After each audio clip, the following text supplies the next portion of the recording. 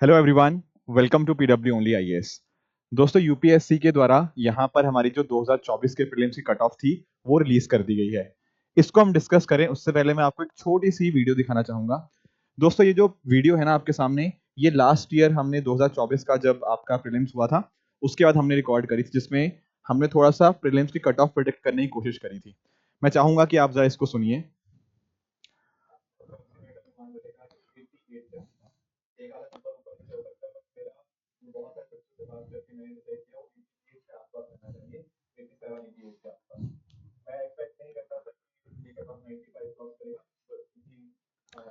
तो दोस्तों, यहाँ पे आपने देखा कि लास्ट ईयर यानी कि जैसे प्रीलिम्स हुआ था तब हमने ये वीडियो बनाया था। एंड उस वीडियो के अंदर मैंने कट ऑफ प्रेडिक्ट करने की कोशिश करी थी। एंड जो मैंने कट ऑफ बताई थी वो 88 के आसपास थी। अब यूपीएससी के सामने जो यूपीएससी ने हमारे सामने जो बताया है, वहां पर भी आप नोटिस कर पाओगे यूपीएससी ने जो कट ऑफ दी है दैट इज 87.98। अब देखो, मैं ये नहीं कह रहा कि मैं करेक्ट रहा, that is something that I am not claiming, but point ये है कि एक्चुअल में ना, जब यूपीएससी का एग्जाम हुआ था, जो प्रीलिम्स का एग्जाम हुआ था, तो मैं बहुत क्लियर था इस चीज के बारे में कि जो एग्जाम है वो आसान था 23 के मुकाबले, पर इतना आसान नहीं था कि वो 95 या 100 टच कर जाए जैसा कि बहुत सारे लोग बता रहे थे।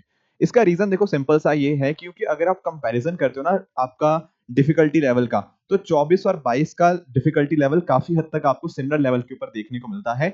ऐसा मेरा अनुमान था। तो उन्हीं कुछ फैक्टर्स को देखा, स्टूडेंट के रेशियो को देखा, डिफिकल्टी लेवल को मैंने अंडरस्टैंड किया, and that is how I came up with that number. मैं गलत भी हो सकता था, बट टचवुड यहाँ पे हम लोग ठीक रहे। बट कारण यही है कि कहीं ना कहीं एग्जाम को जब हम ना 10-15 साल से देख रहे होते हैं, तो अगर हम बहुत ही स्टूडेंट के माइंडसेट से अंडरस्टैंड करने की कोशिश करें तो हमें कट ऑफ पता लग सकती है, एक रफ आइडिया जरूर मिल जाता है। बट एनीवेज, हमें यहाँ पर जो चीजें समझनी है ना इन कट ऑफ से, उनको आप एक बार नोटिस करिएगा। जैसे अगर मैं बात करूँ ना, सबसे पहली चीज तो यही है कि प्रीलिम्स के अंदर इस बार को जो कट ऑफ भी है 87.98 है जनरल के लिए, ईडब्ल्यूएस के लिए 85.92, एंड आप बाकी कैटेगरीज के लिए भी इस तरह से देख सकते हो। तो बाकियों की भी है, मेंस और फाइनल की भी है, उसमें भी आएंगे।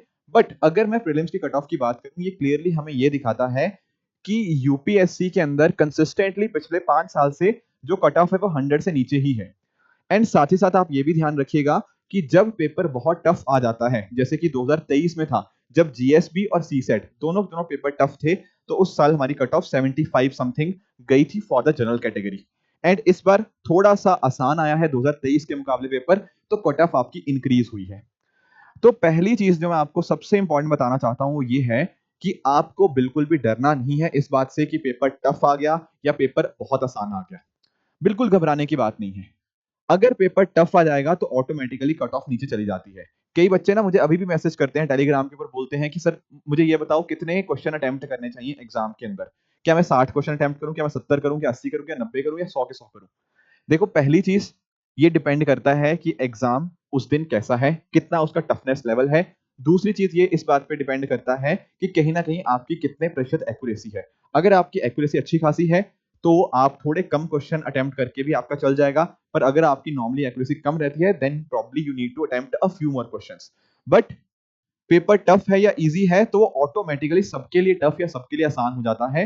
तो ये रिलेटिव एग्जाम है, इसमें आप ये नहीं कह सकते कि मुझे इतना टारगेट लेके चलना 120 140 का, वो पॉसिबल नहीं हो पाता है। यहाँ पर आपको बाकियों से बेहतर परफॉर्म करना होता है। तो ये हमें जो कट ऑफ है ये यही चीज सिखाती है, राइट। बाकी एक आइडिया जरूर मिला होगा, जो बच्चों ने पिछले साल एग्जाम दिया होगा उनको कहीं ना कहीं आने वाले दिनों में अपने मार्क्स पता लग जाएंगे यूपीएससी की तरफ से। तो वहां से भी आप अपना माइंडसेट डेवलप कर सकते हो कि यार मुझे और कितना यहाँ पे काम करने की जरूरत थी, या मेरे क्या क्या खामियां रही हैं पिछले साल के अंदर जिनको मैं इंप्रूव कर सकता हूँ। तो ये तो दोस्तों बात हो जाएगी आपके प्रीलिम्स की जो कट ऑफ की। इसके अलावा अगर मैं बात करूँ ना आपके मेंस की, तो मेंस की कट ऑफ इस बार गई है 729 for the general studies, sorry for the general candidate. उस तरह से आप बाकियों के भी नोटिस कर पाओगे 696 702 so on and so fourth. अब एक दो बातें आप लोग और नोटिस करिएगा। अगर हम कंपैरिजन करते हैं ना मेंस और फाइनल के बीच में, तो आप अंडरस्टैंड कर पाओगे जो जनरल की कट ऑफ मेंस के लिए थी दैट वाज 729, पर फाइनल जो कट ऑफ गई है वो है आपकी 947। अब कोई बच्चा कह सकता है कि यार जिसके 729 आए होंगे क्या वो फाइनल लिस्ट में हुआ होगा? देखो, एक बात अंडरस्टैंड करो। अगर आप ये चाहते हो कि 729 वाला बंदा 947 तक पहुंचे ताकि वो मेंस उसका आखिरी में क्लियर हुआ तो फाइनल बी तक भी, फाइनल लिस्ट में भी नाम आए, ऐसा पॉसिबल होना बहुत ही रेयरेस्ट ऑफ रेयर चांस है। क्यों? क्योंकि इस पर्सन को कहीं ना कहीं 218 नंबर लाने होंगे। He needs to get 218 marks which will be one of the highest of that particular year, तब जाके वो इंश्योर कर पाएगा कि मेन से उसके फाइनल की टिकट आएगी।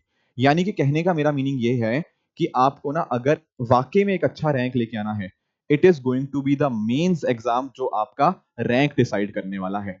तो अभी तो देखो 1 महीना बचा है प्रीलिम्स के लिए, तो अब तो डेफिनेटली आपको प्रीलिम्स के लिए पढ़ना है, पर एक्चुअल में जो आपको ऐसी स्टेज जो आपको रैंक दिलाएगी ना, वो और कोई नहीं, वो आपको मेंस आपको देखने को मिल जाएंगी। तो इस बात को आप ध्यान में रखिएगा। बाकी ये जो कट ऑफ्स है आप और कैटेगरीज के लिए भी आप देख सकते हो, ठीक है। बाकी आने वाले दिनों के अंदर जब हमारे पास थोड़ा और डिटेल ब्रेकअप होगा, कौन से टॉपर ने कितना मार्क्स लेकर आया है, ऑप्शनल में किस किस तरह के मार्क्स आए हैं, फिर मेंस वाले बच्चों ने किस किस तरह से इंटरव्यू में कैसा स्कोर किया है, वो सब जिस चीजें आएंगी थोड़ा और भी हम उनको डिटेल में अंडरस्टैंड कर पाएंगे।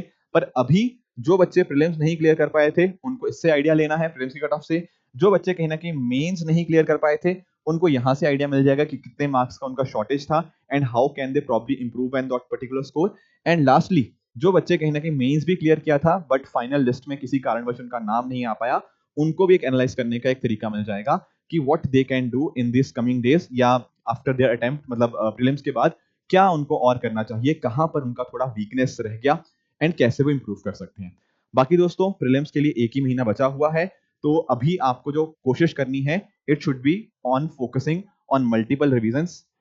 टेस्ट आप दे सकते हो, प्रीवियस ईयर क्वेश्चन आप प्रैक्टिस करते रहिए, नया कंटेंट जितना कम से कम पढ़ेंगे उतना ही आपके लिए ज्यादा बेनिफिशियल होगा। तो ये मेरी कुछ एडवाइसेस रहेंगी। बाकी आप मुझे बता सकते हो इस पर्टिकुलर जो कट ऑफ यूपीएससी ने यहाँ पे रिलीज किया है, ठीक है, आपका क्या क्या अनुमान है इसके बारे में, आप मुझे डेफिनेटली कमेंट्स में बता सकते हो। तो दोस्तों इसी तरह से आप सब लोग अपने एंड पे हार्डवर्क करते रहिए। Thank you so much for joining, all the very best, thank you so much.